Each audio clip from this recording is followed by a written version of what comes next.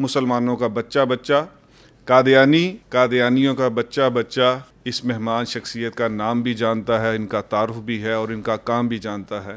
آپ نے کوئی ایسی شخصیت سے ملے، وہ پہلی بنیادی چیز کیا تھی کہ جس نے ایک 9 to 5 جاب کرنے والے متین خالد صاحب کو تحفظ ختم نبوت کا ایک عظیم رائٹر بنایا؟ مجھے نہیں معلوم تھا کہ قادیانی کسے کہتے ہیں۔ پہلی دفعہ میں ایج کیا ہوگی آپ کی اس وقت؟ ایج اس وقت میری تھی کچھ تقریباً 24 سال کے قریب۔ میری زندگی کا وہ ٹرننگ پوائنٹ تھا۔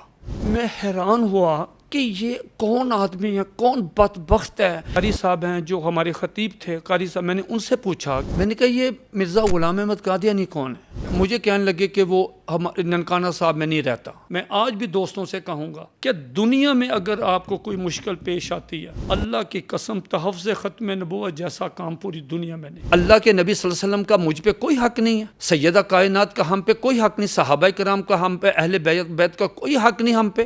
حق کیوں نہیں کہ وہ چلتی پھرتی ایک لاش تو ہو سکتی ہے لیکن وہ مسلمان نہیں ہو سکتا۔ حلف میں نے دیا اللہ تعالیٰ کو کہ جب تک جسم میں سانس ہے، ایمانداری کی بات یہ ہے کہ یہ مجھے 2 لائنیں سیدھی نہیں لکھنی آتی تھی۔ ماشاءاللہ متین صاحب، مجھے تو ایسا لگ رہا ہے کہ یادگار ترین پوڈ کاسٹوں میں سے انشاءاللہ یہ ہماری پوڈ کاسٹ ہے۔ ہمارا نبی جو ہے نا جی، وہ بہت باوفا ہے۔